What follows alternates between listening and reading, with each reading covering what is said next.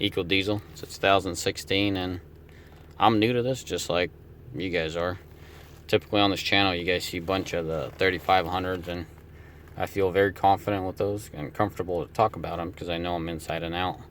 Just by the looks of the interior, looks like my truck inside, but it's not. Happens to be my brother-in-law's. Came out, he's out of Tri-Cities, made it out to Spokane one day and said he wants an Ecodiesel. I feel like I had a little role to play in that one, but we'll keep the story short. Anyways, I'd like to make a short little video more or less on the driving part and show you under the hood and whatnot, and tell you my personal experience on the, first impression. Firsthand, what's different about it is you get the cool little knob here. I think it's pretty cool. Alright boys, let's go.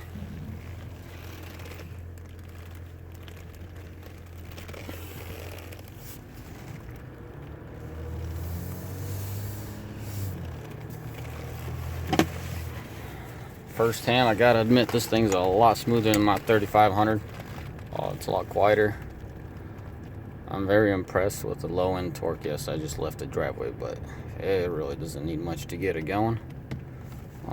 Let me show you guys the gauges, temps and whatnot.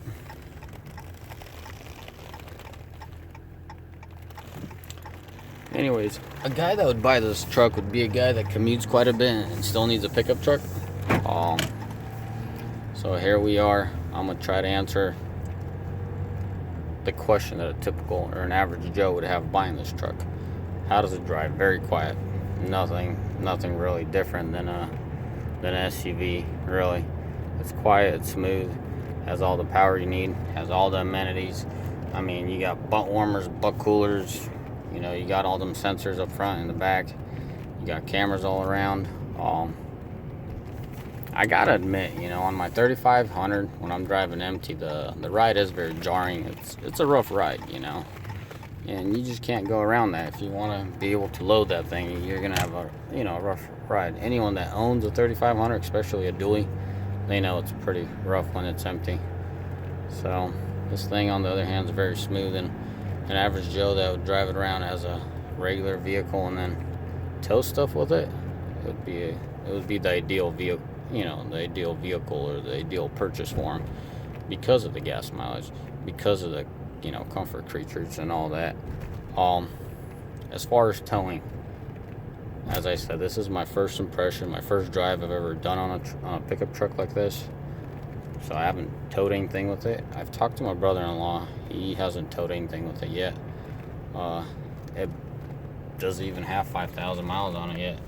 Here at the stop sign, I'll show you. It's like, I don't know, round it off 20 miles away from 5,000 miles.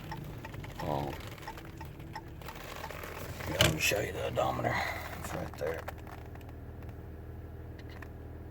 It is 49.79. Anyways, I'm gonna give it about, hold on a sec. I'm gonna give it about quarter throttle. And the biggest problem with people, they presume when you say diesel, they think it's something slow. No, guys, there's nothing slow about this. Nothing. This ain't your 500 horsepower car either, but there's nothing slow about it. It's very comfortable. It's easy to drive. So you can get the slow part out of the way. As a diesel, the only thing I could say is you got to take, the safety measures of a diesel. And what is that? Highly advise you to warm it up in the winter, and the initial startup for the day. Give it some time to warm up.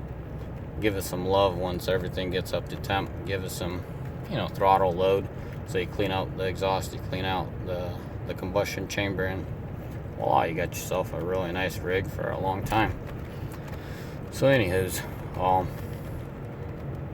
something else I was thinking about is the longevity of these. I haven't done much research on them. I know this engine is a very sought after engine out there in Germany, specifically on the Autobahns, as far as I'm understanding. When Germany builds something, they address their Autobahns quite a bit, because you got to be able to keep up half decently out there. You can't build anything too slow.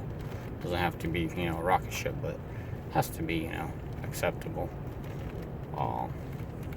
I don't know. I don't know how they go about their little cars. I don't know how slow they are or how quick they are out there, but this truck would do just fine out there, and especially this engine. You know, it's very quiet, it's very fuel efficient, and it just purrs. What are the benefits of this engine over the Ford, let's say the 3.5 Eco Boost? In the US, this engine really doesn't have a whole lot of backbone to it, but in Germany it does. So you got some kind of, you know, reference and something you could say that, hey, this thing's a solid engine. Now the 3.5 Ford, there's people swearing by them, but sure as hell I ain't gonna find anyone with 400,000 or 500,000 miles on one. So based off of that, I would say I would buy this over a Ford, because the underline of this video, an average Joe who would buy this truck would be the guy that would be looking for fuel efficiency. You know, and the Ford, they have good fuel efficiency, but guys, don't jump at me and get all upset about this. But as far as I know, and as far as I've done my minor research, those 3.5s, they have an engine problem with carbon buildup, about 60,000-70,000. By then, guys are changing out this and that, and that's all I know about them. There's a lot of happy guys, and anytime I would refer to a happy owner, he would be running a new truck with really low miles. So I think I'm getting off subject here with those Fords. They tow really good. Let me finish at that. Those Fords, they tow really good, but for longevity, nah, I don't see it yet. So if I were to buy a truck today that didn't need a haul, a gooseneck behind it, it would definitely be a Ecodiesel. You know, just like I own my 3500 because of the engine, same thing would go to Dodge. You know, Ram picked it up a notch after 11. I mean, look at this built quality here. I mean, ain't your Mercedes, but sure as heck ain't your plastics on the side. You know, you got real leather, real cushion. You know, you put your arm there, you ain't gonna walk out with a blister on your elbow. You know. So, anyways, so for an average Joe, I think I answered all his questions. Under the hood here, I'll pull into a driveway here and I'll show you what this thing has under the hood. As far as custom stuff, nothing. It's all stock. But for some reason, people requested a view of under the hood. Well, I'll show you what it looks under the hood. But yeah, fuel efficiency. You know, with anyone that owns a diesel knows the winter blends. They get, you know, 1.5 miles per gallon worse with the winter blends compared to the summer blends. So yeah, guys coming in at about 21-ish.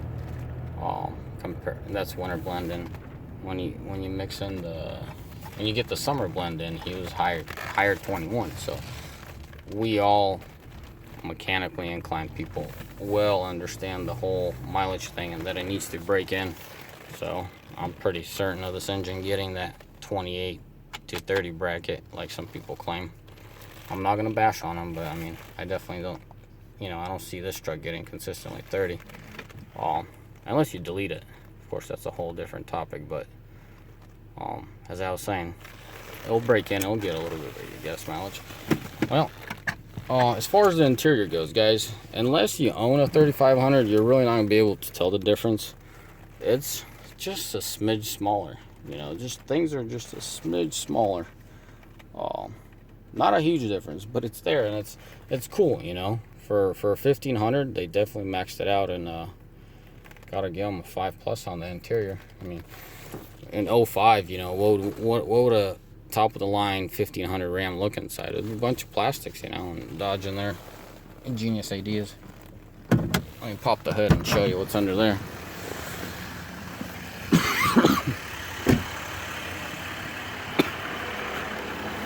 Excuse me, guys, I've been a little sick lately. Chrysler using their purple Kool-Aid that they sell for $50 a gallon. That's about it, you know. Good old lamp. A lot of the parts would cross over from a 3500. I don't know what you guys really want to see. Like the fuse box, same as mine. Mine is a 3500. You know, the placement of the batteries, the heart of it is a whole lot of different. But yeah, this is as far as I know, this is just a plastic cover. It pops off, but it's quite the mess under there as far as, you know, tubes and wires and stuff like that. So it's pretty smart Ecodiesel. Just make it nice and plain and cover it all up with a piece of plastic. Alright guys, let me know what else you want to know. But as far as towing, the guy hasn't towed. Obviously I haven't really driven this truck, even though I went out and helped him and I was there for the whole process of it. It's a nice piece of machinery, like I like to say. You know, the independent suspension. You have the air ride suspension. He does not have the ram box. You know, as you could, well, I don't know if you could, yeah, you could tell. The ram box, you would have a cutout here, and you know, it would open.